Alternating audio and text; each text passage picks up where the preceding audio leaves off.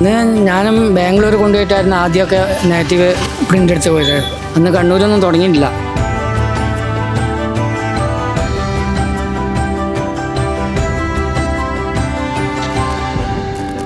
കണ്ണൂർ ജില്ലയിൽ കൊട്ടിയൂർ ഭാഗത്തേക്കുള്ള യാത്രയിൽ കാലപ്പഴമ അത്രമേൽ മാഞ്ഞു പോകാത്തൊരു നാടു കാണാം. ഗതകാലത്തിന്റെ ഓർമ്മചിത്രങ്ങളായി പഴയ ഓടിട്ട കെട്ടിടങ്ങൾ ഇപ്പോഴുമുള്ള മണത്തണ.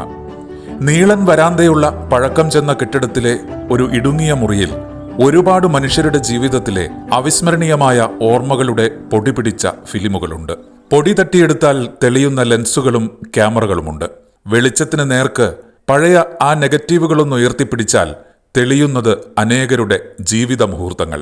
അവ പകർത്തിവെച്ച ഒരു മനുഷ്യന്റെ 44 വർഷത്തെ ലോകമാണ് ഈ കുടുസുമുറി. അവിടേക്കുള്ള ഈ ഗോവണിപ്പടികൾ ഒരു ഫോട്ടോഗ്രാഫറുടെ ഒറ്റയാൻ ജീവിതത്തിലേക്കാണ്. മിക്കപ്പോഴും ശുഭ്രവസ്ത്രധാരിയായി കല്യാണങ്ങളിലും പൊതുപരിപാടികളിലും തോളിൽ ക്യാമറ ബാഗുമായി ബസ് കയറിയും നടന്നുമെത്തുന്ന ആ ഫോട്ടോഗ്രാഫറുടെ ജീവിതത്തിന്റെ ഫ്ലാഷ് ബാക്ക് ഈ വിധമാണ്. ഈ 40 വർഷത്തിലേറെ മണത്തണയിലെ ഒറ്റമുറി ജീവിതമാണ് യഥാർത്ഥത്തിൽ. ഇവിടെയുള്ള സൗഹൃദങ്ങളും തിരിഞ്ഞു നോക്കുമ്പോൾ എന്താ തോന്നുന്നു? ഒന്നും തോന്നാനില്ല, അങ്ങനെയായി. അത് ഓരോ ഇതല്ലേ. ഉണ്ണേട്ട, മണത്തണയിൽ ഏതു പ്രായത്തിലെത്തി? എന്തായിരുന്നു മണത്തണയിൽ എത്താനുള്ളൊരു കാരണം? മണത്തണയിൽ ഇങ്ങനെ അന്നിവിടെ ഫോട്ടോഗ്രാഫർമാരൊക്കെ കുറവായിരുന്നു. അന്നേരം എങ്ങനെ വന്ന് ഇവിടെ പെട്ടു. ഫോട്ടോഗ്രാഫിനോട് കുറച്ച് ഇൻട്രസ്റ്റ് ഒക്കെ ഉണ്ടായിരുന്നു അന്ന്. അതുകൊണ്ട് എങ്ങനെ വന്നു തുടങ്ങി. ഉണ്ണേട്ട പഠിച്ചത് എവിടെയാണ്? ഇരിക്കൂർ ഹൈസ്കൂളിൽ 10ാം ക്ലാസ് വരെ പഠിച്ചു. അതിനുശേഷം ഈ രംഗത്തേക്ക് ഇറങ്ങി? അല്ല, അതിനുശേഷം ഇല്ല. അതിനുശേഷം വേറെ പല ജോലിയൊക്കെ ചെയ്തിട്ടാണ് ഇവിടെ വന്നത്. എന്തൊക്കെ ജോലികൾ ആ സമയത്ത് ചെയ്തിട്ടുണ്ടാവും? അതിനിടയ്ക്ക് പിന്നെ വർക്ക്ഷോപ്പിൽ ഇത് പഠിക്കാൻ നിന്ന്. പണ്ടത്തെ കാലത്തെ ലോട്ടറി ഉണ്ടായിരുന്നു, ലോട്ടറി വിൽപ്പനയ്ക്ക്.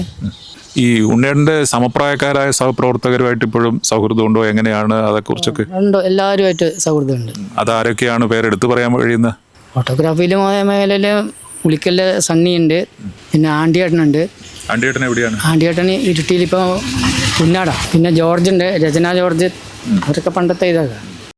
അങ്ങനെ ഇരിക്കൂർ കുയിലൂരിൽ നിന്നെത്തിയ പുതുപ്പള്ളിയിൽ ഉണ്ണികൃഷ്ണൻ മണത്തണയിൽ ആസ്ഥാന ഫോട്ടോഗ്രാഫറായി. അന്നുമിന്നും സ്റ്റുഡിയോ സംവിധാനമൊന്നുമില്ല. പഴയ ചില ഫോട്ടോകൾ പുതിയ കാലത്തെ വാട്സാപ്പിലേക്ക് ഒട്ടിച്ചു വെച്ചത് ഇടയ്ക്കിടെ നോക്കി ഓർമ്മ പുതുക്കും. കാലവും ക്യാമറയും മാറി. ഫോട്ടോ പകർത്തൽ ഡിജിറ്റലായി. എല്ലാവരും മൊബൈൽ ക്യാമറ മനുഷ്യരായി. അവർക്കൊപ്പം ഓടിയെത്താൻ ഈ ക്യാമറാമാൻ മത്സരിക്കുന്നില്ല. പകരം കുയിലൂരിലേക്ക് ഇടയ്ക്കിടെ പോകുന്നു. സ്വന്തമായുള്ള ചെറിയൊരു സ്ഥലത്തെ അല്പം കൃഷിക്കാര്യങ്ങൾ നോക്കുന്നു. വ്യക്തിജീവിതത്തിലും ഏകനാണ്. നിക്കോണും പെൻഡെക്സും വിവിറ്റാറും യാഷികയും ഉൾപ്പെടെയുള്ള ക്യാമറകൾ. ആദ്യകാലത്ത് ബാംഗ്ലൂരിലെ അഡ്ലാബിലേക്കുള്ള ബസ് യാത്രകൾ. 85-90 കാലത്ത് ഒരാൽബം തയ്യാറാക്കാൻ 5000-ഓ ഏറിയാൽ 8000-ഓ ചെലവ്. ഇന്നത് കൂടി. ഈ പഴയ നെഗറ്റീവ്, അതിൻ്റെ ഫിലിമും നെഗറ്റീവും ഒക്കെ നമ്മൾ കണ്ടല്ലോ, അതൊക്കെ ഇപ്പോഴും സൂക്ഷിച്ച് വെക്കുന്നുണ്ട്. എന്ന് പറഞ്ഞാൽ പഴയ ഒരുപാട് മനുഷ്യരുടെ ജീവിത മുഹൂർത്തങ്ങൾ പകർത്താൻ കഴിഞ്ഞ ഒരു ഫോട്ടോഗ്രാഫറാണ്. പഴയ നെഗറ്റീവ് ഒക്കെ ഉണ്ട്, ഇപ്പോൾ ഉണ്ട്. നെഗറ്റീവ് ഉണ്ട്, പഴയ ക്യാമറകളുണ്ട്, പഴയ ഫിലിം ഇങ്ങനെ വെച്ചത് അതൊക്കെ ഉണ്ട്. ഒരു മൂല്യമായ ഒരു ശേഖരമായി കൊണ്ട് നടക്കുന്നുണ്ട്. അങ്ങനെയുണ്ട്. കുറച്ചൊക്കെ ഇങ്ങനെ സ്കാൻ ചെയ്തിട്ട് ഫോണിലൊക്കെ കയറ്റി വെച്ചിട്ടുണ്ട്. പഴയ ഫോട്ടോ, കല്യാണ ഫോട്ടോ ഒക്കെ. ഈ ഏറ്റവും പുതിയ ഡിജിറ്റൽ രംഗത്തേക്ക് വന്നപ്പോൾ ഉണ്ണേട്ടന് എന്തെങ്കിലും പ്രതിസന്ധി വന്നോ? ആദ്യമൊക്കെ ഒരു മടിയായിരുന്നു ഡിജിറ്റലിലേക്ക് പോകാൻ. പിന്നെ അതൊക്കെ ശരിയായി. ഇപ്പോൾ ഒരു കൗതുകമുള്ളൊരു കാര്യം എന്ന് പറഞ്ഞാൽ ഫോട്ടോഗ്രാഫി രംഗത്ത് പ്രവർത്തിക്കുന്ന ആളുകൾ പുതിയ കാലത്തിനനുസരിച്ച് അവരുടെ ട്രെൻഡ്, അവരുടെ വേഷഭൂഷാദികൾ, അവരുടെ നടപ്പ്, ഇരിപ്പ് നല്ലതാണ്. കാലം മാറുന്നതനുസരിച്ച്, കാലം മാറുന്നതനുസരിച്ച് ആളും മാറുന്നു എന്ന് വേണമെങ്കിൽ പറയാം.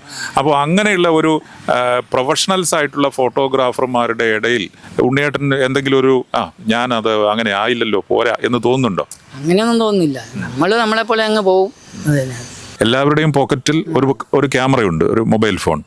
അതിൽ നല്ല ഏറ്റവും ക്വാളിറ്റിയിൽ പിക്ചർ എടുക്കാൻ കഴിയുന്നു. അപ്പോൾ അങ്ങനെ ഒരു വലിയ മാറ്റം സാങ്കേതിക രംഗത്ത് വരുമ്പോൾ ഉണ്ണിയേട്ടനെ പോലെയുള്ള ഒരു തലമുറ ഫോട്ടോഗ്രാഫി രംഗത്ത് അതിൻ്റെ ഒരു അർത്ഥത്തോട്, മൂല്യത്തോടു കൂടി കൈകാര്യം ചെയ്തിരുന്ന ആ ഒരു സ്ഥിതിവിശേഷമുണ്ട്.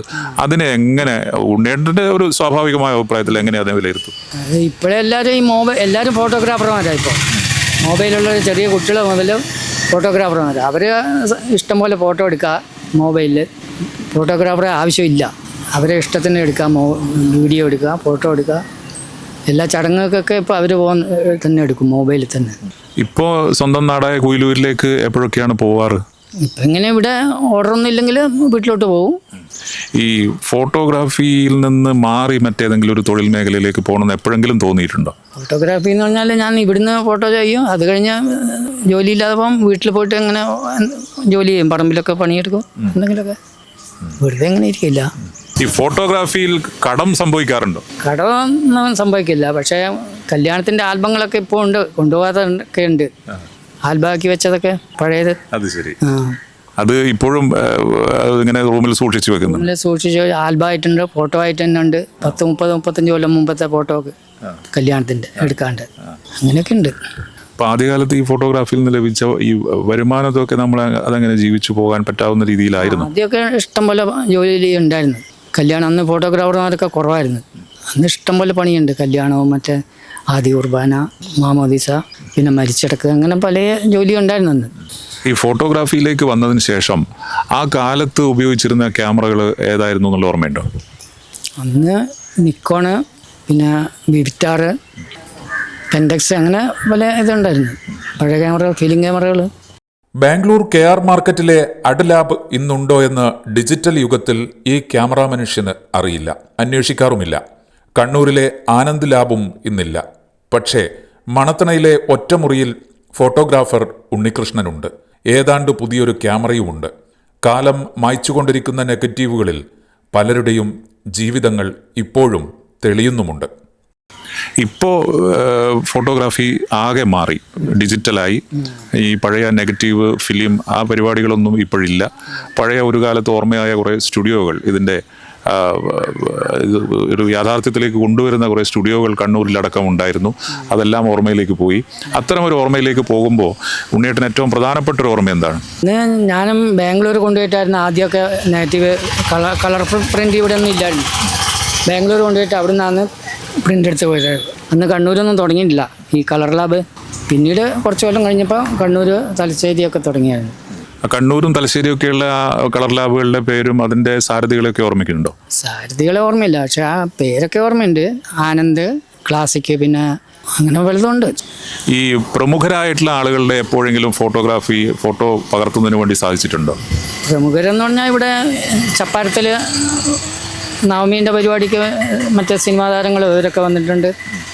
പിന്നെ ഇവിടെ പഴയ മുഖ്യമന്ത്രി പിണറായി വിജയൻ വൈദ്യുതി മന്ത്രിയായപ്പോൾ ഇവിടെ സ്കൂളിൽ വന്നിട്ടുണ്ടായിരുന്നു. പിന്നെ കൃഷിമന്ത്രി പണ്ടത്തെ CPIൻ്റെ വി കെ രാജൻ, അങ്ങനെയൊക്കെ പിന്നെ ഇപ്പോൾ വല്ല ഇതുണ്ട്. തീർച്ചയായും ഇതാണ് ഉണ്ണിയേട്ടൻ്റെ ജീവിതം. അതുപോലെ മണത്തണയിൽ വരാനുണ്ടായ സാഹചര്യം, ഫോട്ടോഗ്രാഫിയോടൊരു കമ്പം തോന്നി, പിന്നീട് അതൊരു തൊഴിൽ മേഖലയായി കണ്ടെത്തി. ആദ്യകാലം മുതൽ എന്ന് പറഞ്ഞാൽ 40 വർഷത്തിലേറെയായി മണത്തണയിലും സമീപ പ്രദേശങ്ങളിലും ജില്ലയിലാകെയും ഫോട്ടോഗ്രാഫി രംഗത്ത് ഒരു കാലത്ത് നിറഞ്ഞു നിന്നിരുന്ന ഒരു മനുഷ്യനാണ്. ഉണ്ണിയേട്ടൻ്റെ തലമുറയിൽപ്പെട്ട ഒട്ടേറെ ഫോട്ടോഗ്രാഫർമാർ നമ്മുടെ പല നാടുകളിലായി ഉണ്ട്. അവരുടെ കൈവശമുള്ള ഫിലിം, നെഗറ്റീവ്, പഴയ ക്യാമറകൾ ഗൃഹാതുര സ്മരണകൾ ഉണർത്തുന്ന വലിയ ഒരു ഓർമ്മ ചിത്രങ്ങളായി നമ്മുടെ മുമ്പിൽ ശേഷിക്കുന്നുണ്ട്. എന്തായാലും പുതിയ മാറ്റങ്ങൾ വന്നു, ഡിജിറ്റൽ യുഗത്തിലേക്ക് മാറി. ഫോട്ടോഗ്രാഫർമാർ വലിയ ടെക്നോളജിയുടെ ഭാഗമായി അവർ പിന്തുടരാൻ തുടങ്ങി. പുതിയ തലമുറയ്ക്ക് ഒരുപക്ഷെ ഉണ്ണിയേട്ടനെ പോലെയുള്ള ക്യാമറ കൈകാര്യം ചെയ്തിരുന്ന ആളുകളിൽ നിന്ന് പഠിക്കാൻ, അനുഭവങ്ങളിലൂടെ പഠിക്കാനും അവർ കൈകാര്യം ചെയ്തിരുന്ന രീതികളെക്കുറിച്ച് പഠിക്കാനും ഒക്കെ സാധിക്കുമായിരിക്കും. അങ്ങനെയുള്ളവർ ഉണ്ണിയേട്ടനെ പോലെയുള്ള തലമുറയെ പരിഗണിക്കണം എന്നുള്ളത് കൂടിയാണ് ഈ ഒരു ഓർമ്മപ്പെടുത്തലിൻ്റെ ഉദ്ദേശം എന്ന് പറയുന്നത്. ജിതിനോടൊപ്പം ഷിജിത്ത്, ഏജനറ്റ് ന്യൂസ്.